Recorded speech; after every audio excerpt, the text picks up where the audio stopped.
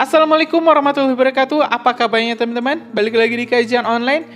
Gugatan ekspor raw material nikel yang digugat oleh Uni Eropa ke World Trade Organization selama hampir 3 tahun ke belakang rupanya bakal segera dimenangkan oleh Indonesia.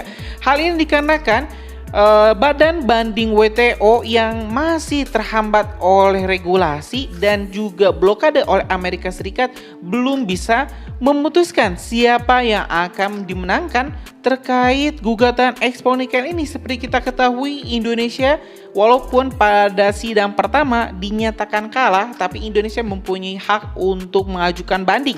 Nah, lembaga banding ini, disputable body inilah yang saat ini mempunyai permasalahan sehingga tidak bisa diputuskan siapa yang menang atau siapa yang kalah. Nah, teman-teman, informasi terbaru bahkan ini yang kita dapat dari Menko Marifest Luhut Binsar Panjaitan, Uni Eropa sudah mulai mengibarkan bendera putih. Hal ini dikarenakan Uni Eropa mulai melunak, mulai meminta Indonesia untuk lebih berbaik hati. Jadi kalau dulu mereka datang ke Indonesia, mereka merampas harta kekayaan Indonesia. Hari ini teman-teman, Uni Eropa datang ke Indonesia untuk mengemis, untuk meminta, untuk memohon bangsa Indonesia tidak melarang sepenuhnya penjualan ekspor nikel ini. Jadi Uni Eropa teman-teman, dari informasi yang kita dapat dari RRI, ini Radio Republik Indonesia, di artikel yang berjudul Luhut, Eropa akui hak Indonesia larang nikel, menyebutkan di artikel ini bahwa diplomat senior Uni Eropa datang menemui Menko Koordinasi Bidang Kemaritiman dan Investasi Luhut Binsar Panjaitan untuk meminta agar Indonesia tidak melarang ekspor turunan dari hilirisasi nikel. Dan Indonesia sebenarnya memang tidak pernah melarang, teman-teman, tidak pernah melarang ekspor nikel yang telah dihilirisasi. Jadi misalnya ini hilirisasi nikel, setelah nikel dihilirisasi menjadi prekursor namanya. Jadi di sini Indonesia memang tidak melarang, tapi kata Pak Luhut di sini Indonesia mempunyai hak supply. Kalian tidak bisa mendikte kami. Dalam kata-katanya ini, saya ulang ya teman-teman. Dalam rapat kerja Badan Anggaran DPR RI, Luhut mengungkapkan timnya telah bernegosiasi dengan Uni Eropa.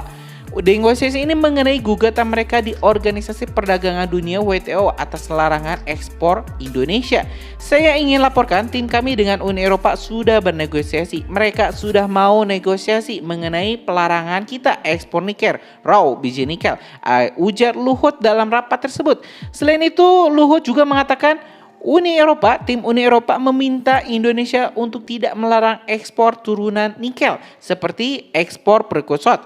Luhut menyatakan Indonesia memang tidak melarang ekspor prekursor, tapi kami mempunyai hak supply. Kami tidak larang ekspor prekursor, tapi saya bilang kami juga punya hak untuk supply. Tidak bisa kalian Uni Eropa dikte kami, jelas Luhut. Ya teman-teman, jadi kendati pun ini barang-barang hasil hilirisasi nikel itu tidak dilarang, tapi Indonesia tetap mempunyai hak supply. Kalau misalnya Indonesia mau menjual, kalau Indonesia mau membatasi, kalaupun Indonesia mau melarang, itu tetap menjadi hak Indonesia. Jadi sekali lagi, Pak Luhut ini mengatakan Uni Eropa tak punya sedikit pun hak untuk mendikte bangsa Indonesia. Jadi ya permasalahannya di ekspor nikel ini teman-teman, Uni Eropa itu menjadi serasa negara yang memiliki sumber daya nikel di Indonesia. Mungkin ini dikarenakan DNA mereka yang sudah ratusan tahun menjadikan Indonesia koloninya. Jadi merasa Indonesia itu selama-lamanya sampai kiamat nanti adalah bagian provinsi dari Eropa. Jadi mau di apapun ya itu terserah mereka.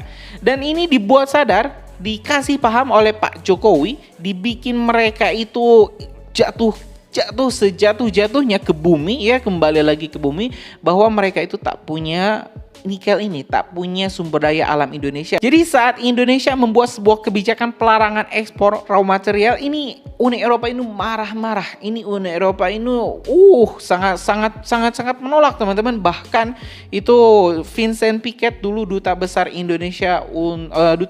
Uni Eropa untuk Indonesia sampai berkoar-koar di berbagai media-media bahwa Indonesia itu menggunakan kebijakan proteksionis. Indonesia itu melakukan monopoli nikel. Indonesia itu itulah sampai akhirnya Vincent Piquet sampai mengancam bakal melaporkan Indonesia ke World Trade Organization, dan ini memang terjadi. Indonesia dilaporkan ke WTO dan hingga dinyatakan kalah.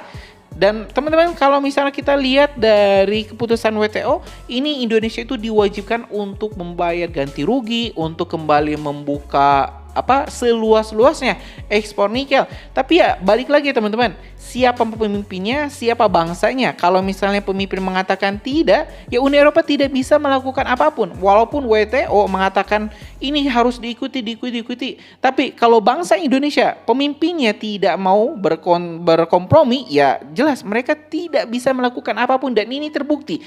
Sehingga 2018 dan sekarang sudah 2024, Indonesia tidak menjual sedikit pun nikel ke Eropa. Itu untuk raw materialnya. Jadi sekali lagi teman-teman, kalau misalnya Uni Eropa ingin nikel, hanya ada dua caranya, yaitu mengikuti aturan. Mereka datang ke Indonesia, melakukan hilirisasi, membangun smelter, membangun pabrik, EV baterainya, baru mereka bisa membawa pulang hasil dari olahan bahan setengah jadi ataupun bahan jadinya. Atau yang kedua, ini Uni Eropa bisa menggunakan kekuatan militernya untuk mengambil sumber daya alam di Indonesia, yaitu melakukan agresi militer ketiga. Ya kalau misalnya yang pertama, yang kedua sudah dinyatakan gagal. Dulu Belanda pernah melakukan agresi militer pertama, agresi militer kedua, dan itu juga dibantu oleh Inggris, dibantu oleh negara-negara Eropa, dan mereka gagal. Jadi ya kalau misalnya mereka nggak mau ngikutin aturan, di WTO juga mandek, ya satu-satunya jalan yaitu melakukan invasi. Dan ini teman-teman bukan suatu hal yang mustahil, Uni Eropa akan melakukan tindakan invasi atau agresi militer ketiga. Ya kalau misalnya negara kita lemah, kita tidak mempunyai alutsista canggih, alutsista yang mumpuni, militer kita juga tidak diperhatikan, ya jelas kita bakal jadi bulan-bulanan negara-negara lain. Dan ini juga terbukti di belahan dunia yang lain, kalau misalnya suatu negara tanpa mempunyai kekuatan, ya bakal diremehkan oleh negara lain. Korea Utara, walaupun Korea Utara itu jauh lebih kecil daripada satu provinsi Indonesia, tapi ya jelas teman-teman, kekuatan militer itu tetap menjadi salah satu patokan negara itu dihargai ataupun tidak. Ya jadi teman-teman, sekali lagi ini Uni Eropa, yang saya baca dari artikel ini, mereka sudah mulai mengibarkan bendera putih. Mereka tidak lagi ngotot teman-teman untuk menyelesaikan permasalahan ini di World Trade Organization. Ya mau gimana diselesaikan, ini badan hakimnya saja, Disputed Settlement Body juga belum terbentuk, dikarenakan ya permasalahan WTO itu memang bahkan Amerika Serikat itu menyebut WTO ini perlu direformasi, dikarenakan terlalu banyak antek-antek Eropa yang menjadi pemimpin di World Trade Organization. Jadi itu sekutunya sendiri aja teman-teman yang nggak setuju itu dengan para pemimpin-pemimpin WTO, dikarenakan ya banyak diisi pos-posnya itu oleh orang-orang dari Uni Eropa. Ya mungkin itu teman-teman. Kita tentu bakal nantikan ini diskusi-diskusi selanjutnya yang dilakukan oleh pemerintah Indonesia, negosiasi-negosiasi apa yang bakal disepakati dengan Uni Eropa. Apakah Uni Eropa bakal menelan ludahnya sendiri datang lagi ke Indonesia untuk mendirikan pabrik seperti China, mendirikan smelternya sendiri, mendirikan pabrik EV baterainya seperti Korea Selatan kemarin, bikin pabrik baterai kendaraan dan juga kendaraannya juga di sini, ataukah Uni Eropa bakal memilih opsi paling keras, yaitu melakukan invasi ke Indonesia? Tentu ini bakal semakin menarik untuk kita nantikan. Karena itu teman-teman, subscribe dan nyalakan lonceng notifikasinya biar teman-teman gak ketinggal informasi menarik lainnya di Kajian Online. Assalamualaikum warahmatullahi wabarakatuh.